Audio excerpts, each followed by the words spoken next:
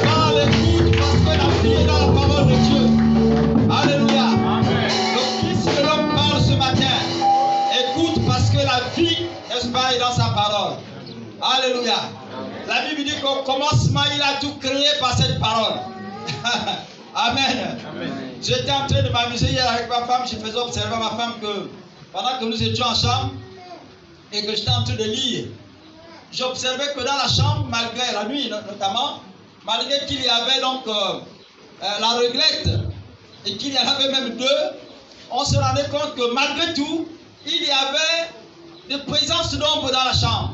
À côté du placard, il y avait l'ombre. Lorsqu'on regardait dans certains endroits, il y avait de l'ombre. Là où on pouvait bien voir la journée, on ne pouvait plus correctement apercevoir la nuit. Et là, j'étais à ma femme, j'ai dit, mais chérie, au fond, tout ce que Dieu fait est tellement bon. Alléluia. Et je me suis rendu compte que c'est lui qui a créé l'originalité, l'authentique de l'authentique, c'est Christ lui-même. Il a appelé, n'est-ce pas, la lumière à exister. Il dit que le jour soit. Et quand on arrive ce jour-là, vous rentrez même dans les forêts, vous avez n'est-ce pas, la vue, la bonne vue, malgré le fait que, n'est-ce pas, vous êtes dans la forêt profonde. Vous pouvez apercevoir les bêtes, vous pouvez apercevoir tout objet à l'intérieur. Parce que simplement la lumière de Dieu a pénétré, la parole de Dieu a pénétré même dans les profondeurs des forêts. Alléluia. Et si vous prenez la lumière, la réglette, ou les lumières artificielles, et que vous les mettez, n'est-ce pas, dans la forêt, vous allez vous rendre compte que la nuit, c'est à une certaine distance que vous serez capable de voir. Au-delà de cette distance-là, n'aurez plus la bonne vue. Alléluia. Vraiment, Dieu est tellement bon. Amen. Donc la parole de Dieu est tellement efficace. Lorsqu'elle est prononcée dans la vie de quelqu'un, elle fait du bien, elle éclaire, elle transforme la vie de quelqu'un. Amen. Ce matin, le thème que nous allons explorer, c'est ne vis pas à l'instant présent. Ne vis pas à l'instant présent. Alléluia. Et nous avons lu ce texte, je fais la suite de cette histoire, c'est dans le livre de Genèse 25. Nous allons partir à Genèse 25 et on va lire ensemble, n'est-ce pas, les versets 29 au verset 34. Genèse 25, 29 à 34. Un lecteur, déjà à la page. Genèse 25, les versets 29 à 34. Il est écrit, comme Jacob faisait cuire un potage, Ésaü revint des champs accablé de fatigue. Et Ésaü dit à Jacob, laisse-moi, je te prie, manger de ce roux-là, car je suis fatigué. C'est pour cela qu'on a donné à Ésaü le nom d'Édom.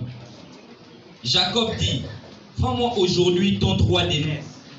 Et Ésaü répondit, voici, je m'en vais mourir. À quoi me sert ce droit d'aînesse? Et Jacob dit, jure-le-moi d'abord. Il le lui jura, et il vendit son droit d'aînesse à Jacob. Alors Jacob donna à Ésaü du pain et du potage de lentilles. Il mangea et but, puis se leva et s'en alla.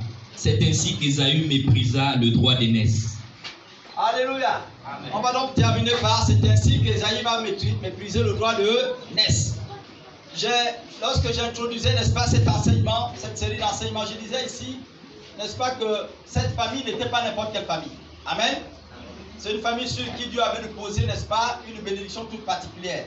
Et quand vous repartirez, n'est-ce pas, dans les textes de Genèse, le chapitre 12, les 1 et 3, on a vu que Dieu avait prononcé une bénédiction sur, n'est-ce pas, Abraham, qui était donc le père, le géniteur de cette famille-là. Il avait prononcé une bénédiction sur eux. Il dit, je te bénirai. Ceux qui vont même te maudire, je les maudirai. Dieu va prononcer donc une série de bénédictions sur cette famille. Et ici donc, c'est la descendance, c'est les petits-fils d'Abraham. On parle d'Isaac, n'est-ce pas, qui est son fils, et de ses deux fils, donc Ésaü et Jacob. Donc ici, il est donc question de cette jeunesse-là, hein, les jeunes. Il est donc question de nous ici. Et nous allons regarder un peu de près ce qui se passe dans cette famille, donc au milieu de ces jeunes gens. Ésaü, qui est l'aîné, va, n'est-ce pas, vendre son droit de naissance au petit frère Jacob. Et le motif qu'il évoque ici, c'est qu'il a faim. Il dit, j'ai faim, donne-moi un peu de quoi manger. Et le petit frère, qui était souvent à la maison régulièrement et qui avait fait un peu de légumes, va donc lui dire, écoute, ça c'est pas un problème, la nourriture est là, à condition que tu me donnes, que tu me vendes ton droit de naissance. Est-ce que vous comprenez ça? Et le petit, n'est-ce pas, va plus loin. Le grand lui dit, mais ça me sert à quoi de garder ce droit de naissance alors que je suis en train de mourir? Alors dans ces conditions-là, je te le vends, prends-le. Je n'ai rien à faire de ça. Le petit dit, non, tu peux me tromper. Tu peux encore me tromper, jure-le-moi. Alléluia. Et ici, j'imaginais, n'est-ce pas, cette parole comme étant la signature d'un contrat. Alors du vidéographe, il dit, viens signer ici. Viens signer ici l'authenticité de tes paroles. Pour dire que ce que tu dis là est vrai. Il dit, jure-le-moi. Et c'est là que l'autre lui donne toutes les garanties possibles pour attester effectivement qu'il lui vendait son droit de naissance. Je voudrais juste rappeler que le droit de naissance dans nos familles, pour nous qui sommes africains, nous savons que habituellement c'est le fils aîné qui hérite, n'est-ce pas, des biens de la famille. N'est-ce pas? Donc, lorsque le père ou la mère meurt, tout de suite, on regarde le fils aîné, on se tourne vers lui. Et on lui donne la responsabilité des biens de la famille. Et souvent dans nos milieux, on lui donne des instructions. C'est-à-dire que pendant le vivant du père ou de la mère, on dit, attention, tu as les biens là, mais pense à tes frères et sœurs. Est-ce que vous comprenez? Ce qu'on te donne là, c'est pour garder le village. Nous on parlait souvent en termes du village. le village chez nous, quand quelqu'un avait désormais une femme, les enfants, n'est-ce pas? C'était déjà un village. Il constituait un village. Et donc, quand le père te laissait soit des reliques à l'époque, ou encore il te donnait un certain nombre de biens, il te dit, papa, il faut penser au village. Pense à tes frères et sœurs. Donc, il te donne la responsabilité, la chefferie, la richesse, l'autorité sur tes frères et sœurs. Est-ce que quelqu'un me comprend? Et c'est l'une des raisons qui fait que, n'est-ce pas, Isaac, qui connaissait, n'est-ce pas, la profondeur du droit de l'aîné, ne va pas tout de suite appeler Jacob pour le bénir. Il va appeler Esaü. Il dit, mon fils est né où? C'est lui que je dois bénir. Parce que selon nos coutumes, nos justes et traditions, c'est le fils aîné qui doit hériter de moi. Appelez-moi Esaü. Et je veux le bénir. Et c'est là, n'est-ce pas, que le scénario va se produire. Il a envoyé le fils, il va me chercher de quoi manger. Pendant que le fils allait chercher de quoi manger, derrière, la mère formate un plan avec son jeune frère Caleb, selon la vision qu'elle avait reçue de Dieu. Il dit, c'est toi qui devais être le chef d'Esaü. Ce n'est pas Esaü qui devait être ton chef. Dans ces conditions-là, écoute, quand vous lirez bien le texte, vous le suivrez bien à la maison, je suis dans cette étude-là, la mère dit ceci, quand elle prend la parole pour parler à son frère Jacob, parce que Jacob craint, quand elle dit à Jacob, va, prends la place d'Esaü. Jacob dit, mais je ne suis pas velu comme Esaü. Esaü est velu. C'est-à-dire, Jacob craint. Et il dit, même il va plus loin, il dit, mais maman, tu ne crains pas que la colère de Dieu s'acharne sur moi? Elle dit, fais ce que je te dis, écoute-moi. Alléluia. Elle dit à son fils, elle dit, écoute-moi Jacob, et fais ce que je te dis. Prépare à ton père tel repas. Il aime souvent manger ça. Apporte-lui ça. Porte les peaux de bête et il va te bénir. C'est ça qui va se passer en ce moment-là, n'est-ce pas, dans cette famille. Et les fils d'Abraham, n'est-ce pas, d'Isaac, donc les petits-fils d'Abraham, vont rentrer dans cette forme de conflit. Vont rentrer dans cette forme de conflit au point où Esaü va vendre. Il va vendre à son frère, n'est-ce pas, le droit de naissance. Il dit, je n'ai rien à faire de ça. Écoute, moi je vais bientôt mourir. Qu'est-ce que je vais faire de ce droit de naissance là?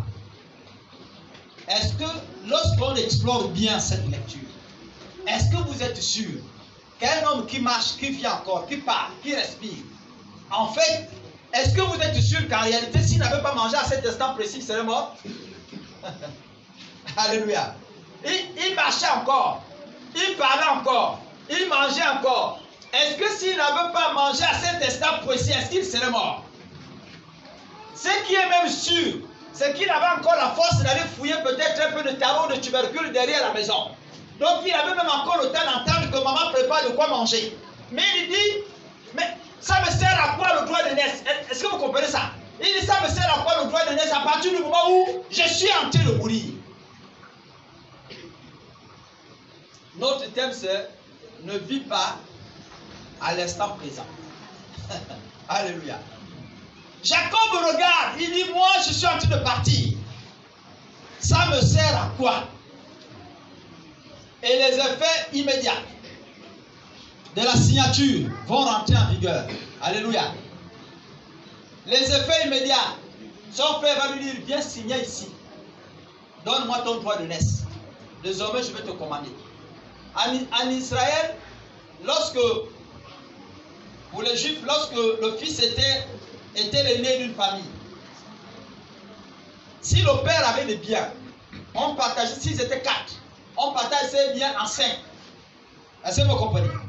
On pensait bien, on les partage en 5 alors qu'ils sont 4. Et on redistribue, si chacun a droit à 10 000, 10 000, 10 000, 10 000, 10 000, il y a un autre 10 000 en haut. Et on prend le 10 000 en plus là. C'est ça qu'on donne à l'aîné. Vous comprenez ça? Ça veut dire que l'aîné avait la double portion de ce que les autres devaient gagner. C'est comme ça que ça se passait en Israël. Et j'espère que ça se passe toujours comme ça. Donc l'aîné de cette famille avait le droit d'avoir la double portion. Ici, on parle d'une famille dont le grand-père, Abraham, était déjà riche. Quand vous prenez l'histoire d'Abraham, il était déjà riche. Si vous prenez l'histoire, n'est-ce pas, de son fils Isaac, il a hérité de cette richesse et il a même multiplié. Alléluia. Et en plus de cette richesse physique, il a transmis à sa descendance une richesse spirituelle qui n'est pas visible. Il a dit, je vous bénirai. Tous ceux qui vous maudiront, je le maudirai. Alléluia. Ils seront maudits s'ils vous maudissent. Donc, il transmet à sa descendance, n'est-ce pas, une bénédiction spirituelle. Une bénédiction divine que les hommes ne pouvaient pas voir avec leurs yeux. Alléluia. Donc, on parle de cette famille. Et c'est donc cet héritage-là qu'Ésaü leur fait vendre. Alléluia. Il vend une richesse non seulement matérielle, parce que ses grands-parents sont riches, son père même est riche, mais mieux encore, la preuve c'est que quand son père l'envoie, il dit, va chercher à manger pour que je te bénisse. Il ne résiste pas parce qu'il connaît la qualité de bénédiction qu'il attend.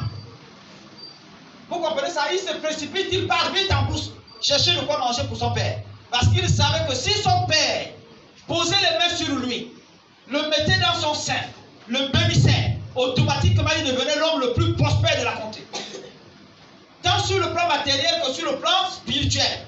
Sa bénédiction n'avait plus de limites. Elle devait s'étendre au-delà des frontières. Alléluia. C'est ça qu'Ésaü vient vendre. Amen. Est-ce qu'on a ça? C'est de ça dont nous parlons, de cette bénédiction-là. Ésaü vient vendre cette grâce. Ésaü vient vendre cette grâce-là. Et c'est là qu'il vient, n'est-ce pas, dire au frère, si je ne mange pas maintenant, je vais mourir. À quoi bon, n'est-ce pas, me sert de garder, n'est-ce pas, la faim au ventre, mourir, et puis garder le droit de naissance. Donne-moi, prends ton droit de naissance, moi je m'en fous de papier. Si c'est papier, je te signe les papiers. Et là, nous allons voir les effets immédiats de cette signature. Quelque temps plus tard, le frère va hériter de la bénédiction, Jacob. Jacob va venir, n'est-ce pas, au pied de son père. Et il va lui dire, il dit, rentre sous mon vêtement. Alléluia. Il dit, de même que moi, ton père, je ne te cache rien. C'est ça le symbole de la bénédiction. Il dit, de même que moi, ton père, je ne te cache rien. L'Éternel, ton Dieu, ne te cachera plus jamais rien. Les richesses du ciel, tu les vivras en live sur la terre. Partout où tu iras, tu verras la grâce de Dieu t'accompagner. Comme tu as vu ma nudité, partout où tu iras, tu verras la grâce de Dieu t'accompagner. Alléluia. Et donc le fils est sous le pain, pendant que le père est en train de proclamer les bénédictions. Dès qu'il sort de là, il est sous la grâce et la bénédiction de Dieu. Dès que l'aîné arrive, il dit, papa, je suis là. Il dit, quel papa? Ça c'est qui? Il dit, mais c'est moi, Ésaü, ton premier fils. Il dit, mais comment? Mais qui était déjà là? Il y avait quelqu'un là avant. Il y a quelqu'un qui est arrivé là avant. Et je l'ai béni, je l'ai déposé toutes les bénédictions possibles. C'était qui? C'est là qu'il se rend compte que c'est son frère Jacob qui l'a eu. Il dit, aïe. Il en parle, non seulement que je l'ai vendu le droit de naissance. Il allait plus loin, il a acheté ma bénédiction. Il a volé ma bénédiction. Ce type-là, le jour où mon père ferme les yeux, il meurt. Mon épée, la première flèche, c'est sur lui. Il ne vivra pas. Et la mère qui écoutait le retour de ces informations va dire à l'enfant, mon fils, fuis, pars d'ici, va vers mes oncles là-bas, va là-bas loin. Parce que ton frère, le plan qu'il a contre toi, c'est qu'il va te tuer. Alléluia. Voilà donc, n'est-ce pas, le message que Dieu veut que nous essayions d'explorer ce thème ce matin. Ne pas vivre selon, n'est-ce pas, l'instant présent. Beaucoup de chrétiens vivent, n'est-ce pas, au monde d'Ésaü. Ils vivent, n'est-ce pas, l'instant présent. Ils se contentent de ce qu'ils voient. Alléluia. Ils se contentent de ce qui est aujourd'hui. Je voudrais te dire, pour toi qui aspires à être une femme et un homme marié, ne te marie pas à cause de ce que tu vois, mais pour ce que tu crois comme valeur. Est-ce qu'on se comprend? Ce n'est pas une citation que j'ai ramassée quelque part. Je ne sais pas si elle existe déjà quelque part. Mais pendant que j'étais en train de réfléchir, Dieu me disait, ne dis à mes enfants qu'ils ne se marient pas pour ce qu'ils voient, mais plutôt pour ce qu'ils croient comme valeur. On se comprend là? Beaucoup se marient parce qu'ils voient la voiture de X. Le jeune frère qui se marie là, il se marie parce qu'il a vu que la robe que la soeur a portée là exprime toutes ses formes. Est-ce que vous comprenez? Et c'est ce qui fait que de nos jours, nous avons plus des habits décolletés des femmes que des hommes. Parce que les stylistes là qui créent le mode se sont rendus compte que dès que l'homme voit un semblant de partie de la femme, il va commencer par gesticuler, trembler autour de ça et courir. J'étais en train de passer hier, pendant que je déposais un de papa, qui exprimait, un papa togolais qui arrivait me voir et il exprimait sa joie de voir ses filles se marier. Et je l'ai accompagné, je suis parti de chez moi à Mingara, pour ceux qui connaissent la zone, jusqu'au niveau de l'école de Bakana. À mon retour, voilà une jeune dame qui gère un bar. Elle quitte le bar tranquillement, sans problème. Et puis, dès qu'elle se rend compte qu'il y a un monsieur qui s'approche d'elle, donc à quelques mètres, c'est à ce moment-là qu'elle exhibe maintenant des pas de danse. Elle commence par bouger les fesses et tout ça, machin. Et là, au fond de cœur, je disais, oh, loin de moi, Satan. Alléluia. Il dit, je connais tes techniques. Ça, ce sont tes techniques. Tout le temps là que je t'ai vu venir là-bas dans le bar, tu es sorti, je ne te vois pas danser.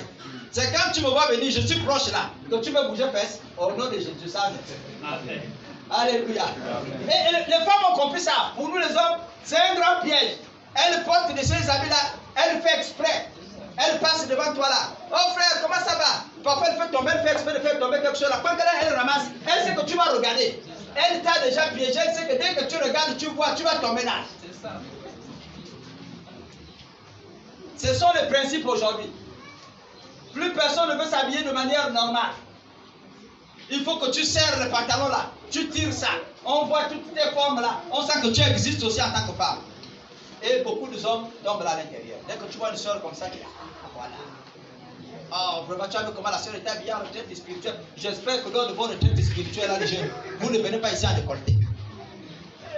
Parce que c'est là que vous savez que les pères ne sont pas là. Comme les pères ne sont pas là, on peut se permettre un peu un certain nombre de comportements.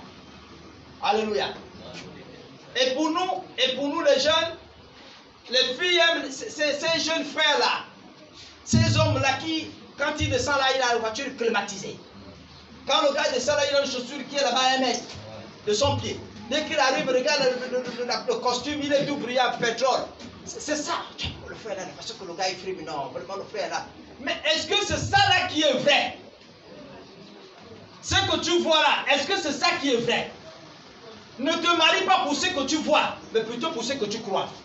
Je vous ai dit ici, à une de mes prédications, que s'il y a quelqu'un qui ne peut pas vous tromper, et ce que j'ai appris du Seigneur, c'est votre propre cœur. Le cœur ne peut pas vous tromper. Alléluia. Dès que vous sentez que vous avez une hésitation sur un frère ou une soeur, ne vous engagez pas. Vous me comprenez? Si vous êtes attiré par ce que vous voyez, ce qui brille là, et que votre cœur dit, ah, parfois le comportement de frère là, ça laisse un peu indésiré. Commencez par vous éloigner, ce n'est pas la bonne personne. Alléluia. Quand le cœur est en harmonie avec tes yeux, c'est-à-dire tu es convaincu que c'est ça. Tu arrives chez lui, tu sens que la manière qu'il parle à l'église, qu'il vous conseille, il conseille, n'est-ce pas, sa propre famille de la même manière. Dites-vous que c'est la bonne personne. Mais si à l'église il vient donner certains conseils ici, il se passe pour être le meilleur de tous les conseillers. Et qu'à la maison là-bas, il n'est même pas capable de conseiller son propre neveu, son propre petit frère, dites-vous qu'il est associé à ce niveau-là. Ce n'est pas la bonne personne. Vous comprenez ça? C'est un serpent. Et il va vous mordre au moment opportun. Amen. Et les jeunes gens aujourd'hui sont versés là à l'intérieur. Nous sommes plus attirés par ce que nous voyons. Non pas par ce que nous croyons comme valeur. Parce que ce qu'on croit, ce sont des valeurs. C'est ça là, non seulement que tu vois, mais que tu crois. Tu regardes la manière dont le frère se comporte. La manière dont la soeur se comporte. En fait, tu sens qu'il y a une différence totale dans la manière de faire les choses. Automatiquement, tu t'y engages. Ce sont les valeurs qu'on épouse. On n'épouse pas avant tout le visage. Alléluia. Quand je me mariais, je crois avoir partagé ce témoignage. J'avais mes principes à moi. Les ethnies que je ne voulais pas épouser. Moi déjà, l'ethnie Téké, je ne voulais pas entendre parler. J'ai dit jamais. Pour nous, j'ai dit jamais. C'est-à-dire, j'avais des ethnies que j'avais déjà ciblées. Mais ma femme, j'ai dit non, pas question. Je ne me jette pas à l'intérieur. Chez moi, au Bamba, là, j'ai dit oh, là, c'est pas la peine. Et j'ai ciblé certaines de ces cultures. Après, j'ai mis certaines valeurs. J'ai dit, je suis issu d'une grande famille. Ma famille est tellement grande que demain, s'il me faut épouser, il faut que j'épouse une femme qui sait épouser les attitudes, le comportement d'une nombreuse famille, qui sait comprendre les caractéristiques d'une nombreuse famille. J'ai une famille où j'ai des fous, j'ai des sages, j'ai des gens de toutes sortes. Si je prends une femme qui ne connaît pas ce type de courant, c'est sûr que j'aurai des problèmes. En ce moment, pendant que je suis dans les recherches et les prières, Dieu me permet de croiser celle qui est ma femme aujourd'hui. Quand je la croise, l'une des choses que je vais observer, c'est que elle prend soin de sa propre famille. Elle a l'enfant, c'est vrai qu'elle prend soin de sa propre fille, qui était déjà là, mais je me rends compte qu'au-delà de sa propre fille, elle aide les fils, les frères, les enfants de son frère, de ses frères. Elle aide, n'est-ce pas, les enfants de la grande soeur de sa mère. Donc je me rends compte qu'elle-même, elle est déjà familière. Elle est dans ce bain-là. Alléluia. Donc quand j'ai regardé toutes ces valeurs-là, j'ai associé à ça la pudeur, la crainte de Dieu. J'ai dit, plus qu'elle a déjà la crainte de Dieu, qui défend les mêmes valeurs familiales que les miennes, en ce moment, comment ne pas m'engager? C'est là que j'ai commencé par construire l'authentique pensée de mariage avec celle qui est aujourd'hui ma femme. Parce que j'ai non seulement vu, mais j'ai cru en ce qu'elle partageait, elle exprimait comme valeur. Alléluia. Tant que vous vous limitez à ce que vous avez vu, tu vois seulement ce qui brille là, mais tu ne regardes pas aux valeurs. Je suis en train de te dire qu'après le mariage, commence par mettre le chrono en marche. Tic, divorce. Tic, divorce. Tic, divorce. Ça ne tardera pas, tu te retrouveras au tribunal. Alléluia. Chaque minute, chaque seconde qui sonne, c'est chaque pas que tu fais vers le tribunal. Parce que tu t'es référé uniquement à ce que tes yeux ont vu. Tu ne t'es pas attaché aux valeurs. Je ne vivais pas l'instant présent. Cette histoire nous enseigne que Christ, donc Isaac, qui est le dépositeur de la grâce de Dieu, comme Christ est le dépositaire de la grâce, n'est-ce pas, de l'Église, a tout été prêt à tout donner à l'Église et il a tout donné à l'Église. Dieu a tout donné par son père à son fils Ésaü. Mais Ésaü va perdre la grâce de Dieu, la bénédiction de son père, parce qu'il a vécu selon l'instant présent. La Bible déclare que Dieu nous a bénis de toutes sortes de bénédictions.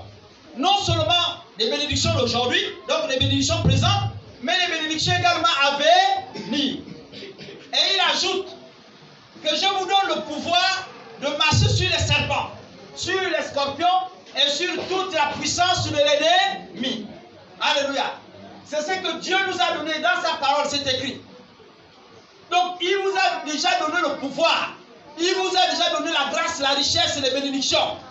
Sauf que vous, en retour, parce que vous voulez vivre selon l'instant présent, avoir la voiture que l'autre a, porter la même chaussure que l'autre, faire le voyage de Londres ou encore de Dubaï, comme l'autre a fait. Parce que vous voulez vivre l'instant présent, vous êtes prêts à vendre cette grâce-là au diable.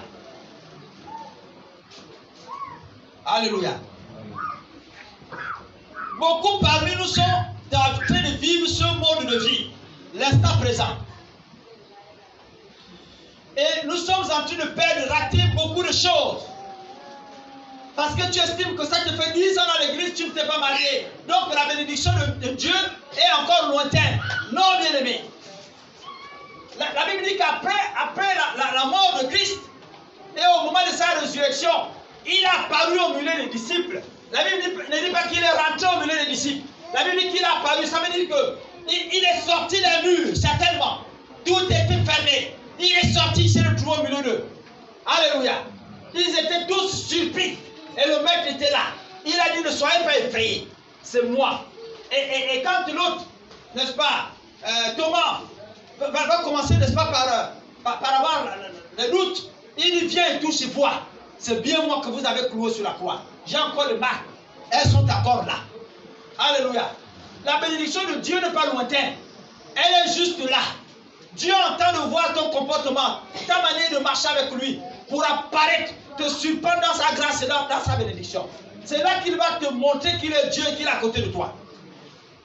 Alléluia. Et beaucoup veulent tout et tout de suite. C'est ce qui fait que beaucoup d'entre nous, souvent, nous ratons. Comme le mariage tard, je le fais.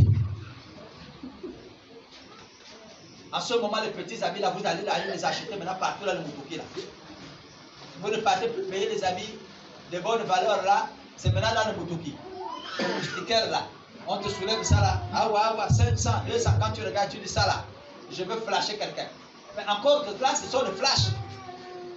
Le flash, là, ça dure le temps d'une tierce seconde. Tchac, c'est fini, c'est parti. Donc, c'est comme ça que la relation va durer. Alléluia. Vous allez juste vous flasher en couple. Ce sera un couple flash. Et après ça, ça va disparaître comme ça arrivé. Beaucoup vivent l'instant présent. Je veux prendre aujourd'hui, m'accaparer de ça aujourd'hui. Tu peux encore résister. Ésaü pouvait supporter la faim et entendre que son père, n'est-ce pas, le bénisse au moment opportun.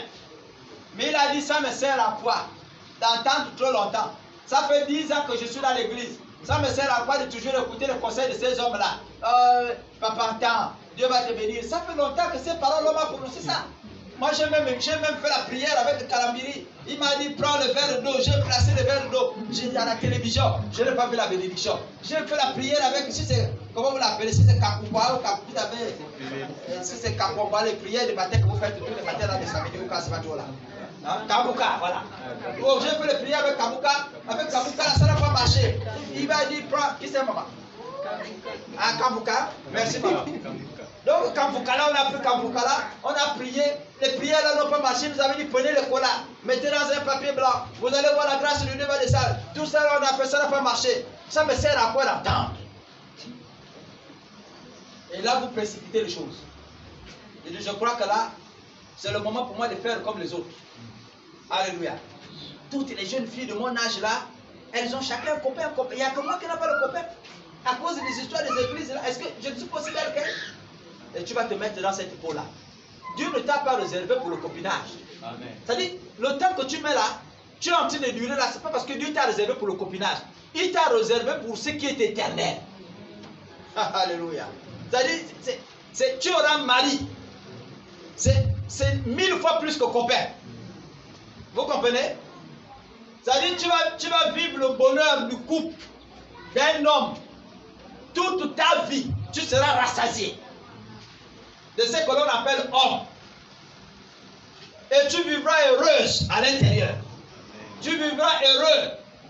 Dieu ne t'a pas appelé au copinage. C'est pourquoi il n'a pas déjà immédiatement envoyé cet homme-là ou cette femme-là pour toi. Parce qu'il te prépare à ce qui est meilleur.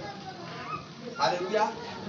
Quand vous prenez aujourd'hui, pour ceux qui font l'agriculture, les légumes commerciaux, c'est ceux-là que l'on plante le plus rapidement avec les produits. Tu plantes aujourd'hui, après 3 mois, tu as un légume, regarde la grosseur de la feuille. C'est tout un papier. N'est-ce pas? Une feuille de rame de papier. Vous prenez pour nous là, quand on plante dans nos champs, ça va prendre près de 9 mois avant de pouvoir se développer, donc il faut être mature. Sauf qu'au moment de prendre, n'est-ce pas, la commercialisation, la consommation de ces produits, vous vous rendez forcément compte que, tout comme Ésaü et Jacob sont différents, comme des différents liquides naturellement, les différents produits que vous avez plantés là sont naturellement différents, les goûts sont différents. Alléluia. Vous aurez d'une part un légume totalement amer, donc celui-là qui a duré 9 mois, un autre qui ne serait pas du tout amer, où vous ne savez pas si c'est un arrière-goût d'eau ou de sucre, il y a un mélange de tout. Donc, ou c'est farine qu'on a mis dedans, vous ne comprenez rien du tout. Sauf que dans les valeurs de ce qui est bon à l'intérieur, c'est ce qui a mis 9 mois à pouvoir se développer là, que les scientifiques vont vous conseiller de manger. Alléluia. Vous tardez à vous marier pas parce que Dieu n'a pas jugé utile que vous allez vous marier et que vous vous marierez. Mais c'est parce qu'il prépare ce qui est bon et ce qui est éternel pour vous. Alléluia. Parfois, il vaut mieux prendre du temps avec Dieu et ne pas vivre l'instant présent. Beaucoup d'entre nous, nous sommes versés dans ce qui est présent. J'ai envie de faire Dubaï comme les autres jeunes filles. J'ai envie moi aussi de rouler dans un véhicule climatisé. Il est hors de question que je continue de dormir seul les nuits. Il est hors de question.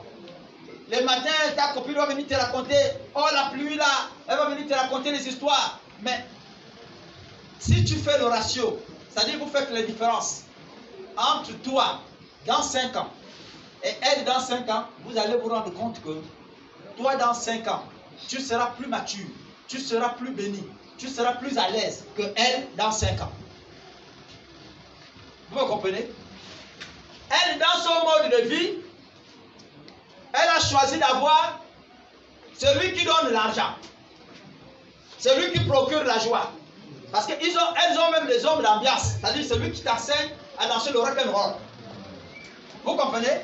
Elles ont ce style d'homme-là. Il y a une autre qui est uniquement pour les voyages. Lui, là, quand il y a les voyages, non, lui, il est entre Londres, Paris. Donc, de temps en temps, le gars, il me met dans ses bagages. Moi, je suis parti. C'est comme ça que j'ai connu la plupart des pays que vous voyez là, Belgique, machin et tout et tout. Elles sont là à l'intérieur. Ce qu'elles oublient, c'est que dans 5 ans ou 10 ans, le monsieur qui avait les opportunités qu'il a aujourd'hui, il ne les aura plus, il sera en retraite.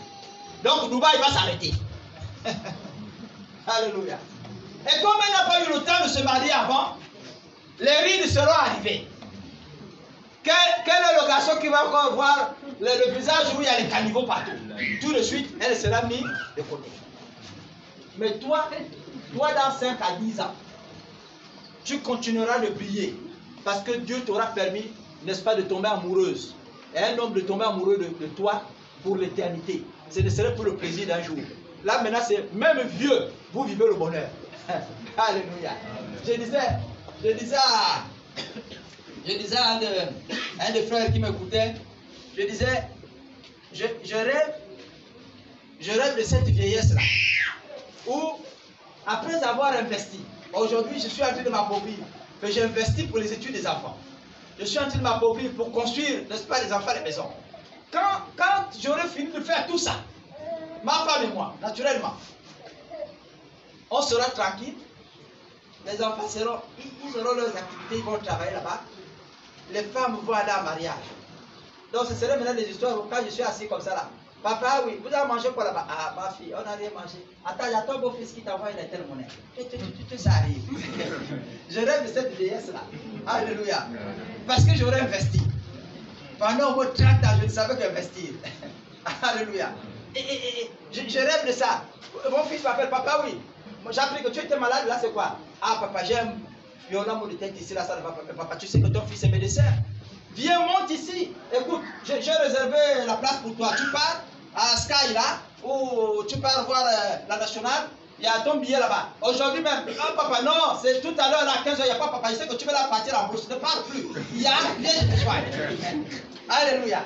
Je rêve de cette vieillesse-là. C'est-à-dire, où après avoir souffert, après avoir passé des temps difficiles comme ça, je vois l'éternité. Ma femme et moi, c'est peut-être un blanc qui serait là-bas en Europe qui nous a fait vous dire, mais papa, venez passer ces jours chez nous. Moi aussi, ma femme et moi, je n'ai pas le bâton. Tu es là. Tu es là. Et chérie, voilà. Voilà ce qu'on a fait. Ça a gagné dans le temps. Alléluia. Je rêve de ça. Ne vivez pas l'instant présent. Regardez les choses toujours dans 10 à 20, 30 ans. C'est ça là, la grâce de Dieu. Quand vous commencez par vous borner sur ce que vous voyez aujourd'hui, vous ne fixez plus les regards sur le demain. Comment demain sera fait? Vous allez vous tromper du temps.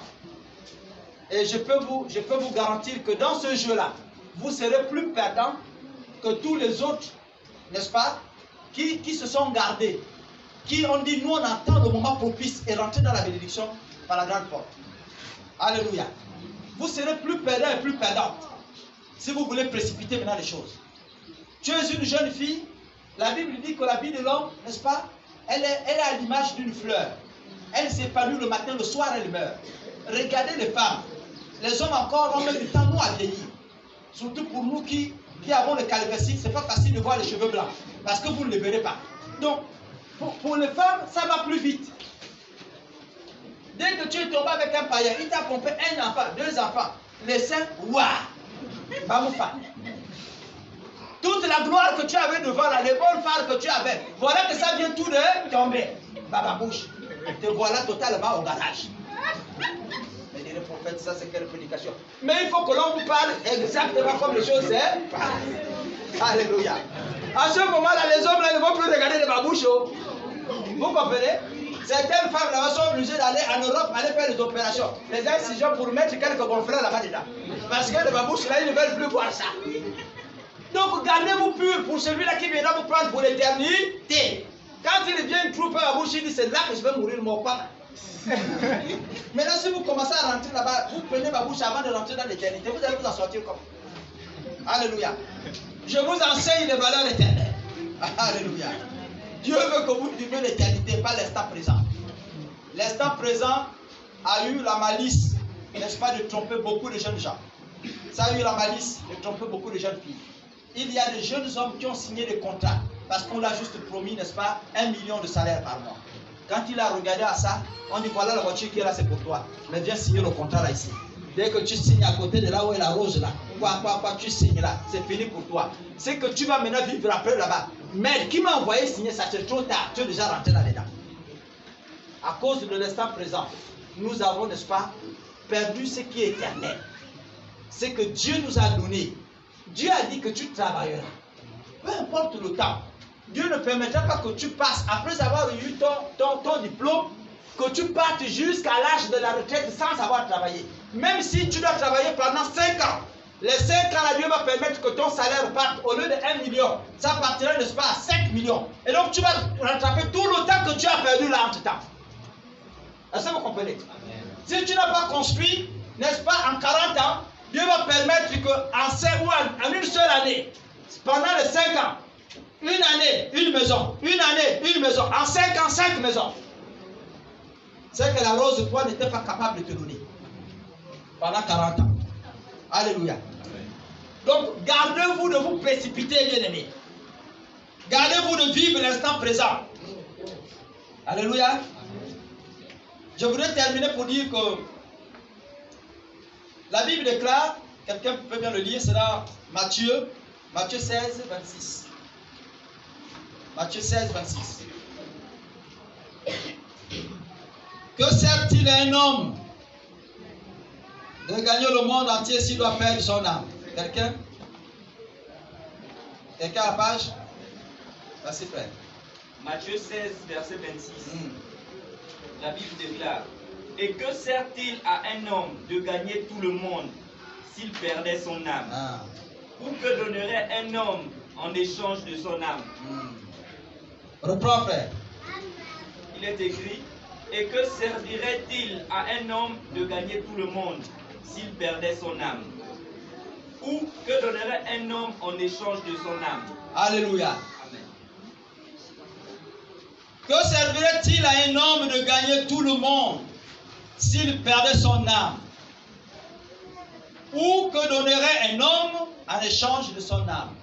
Est-ce que vous savez, le prix, c'est ce que Dieu, Christ est en train de nous enseigner ici. Il dit, est-ce que vous connaissez la valeur d'une âme? Nous chantons souvent un chœur ici, on dit, cherchons-les, savons-nous le prix d'une âme? Cherchons, cherchons-les, cherchons-les. Le bon berger les réclame. L'âme a une valeur. Ton âme a une valeur. Dieu a fait de toi un homme, une femme valeureuse et valeureux. Vous comprenez ça? Et la Bible dit que certes il est un homme, le père de cette valeur-là. Christ t'a tout donné. Christ t'a tout donné. Même le mariage que tu cherches, le travail que tu réclames, Christ t'a tout donné. Mais que sert-il à un homme? Si tu perds ça, parce que tu cherches le monde, tu auras quoi d'autre? Alléluia. Si tu perds ça, parce que tu veux être comme tout le monde, parce que tu veux atteindre, n'est-ce pas, les horizons éphémères de l'instant présent, comme tous les autres, ça te servira à quoi? Plus qu'à la fin, tu seras malheureuse. Tu seras malheureux. Ça te servira à quoi? Il vaut mieux pour toi encore aujourd'hui souffrir pour être heureuse et heureux demain. Alléluia. C'est à cela que Christ nous a appelés. Souffre aujourd'hui. Accepte de souffrir aujourd'hui. Et demain tu seras heureuse. Tu seras heureux. Alléluia. Nous allons prier le Seigneur. Shema Israël. Adonai Elohim.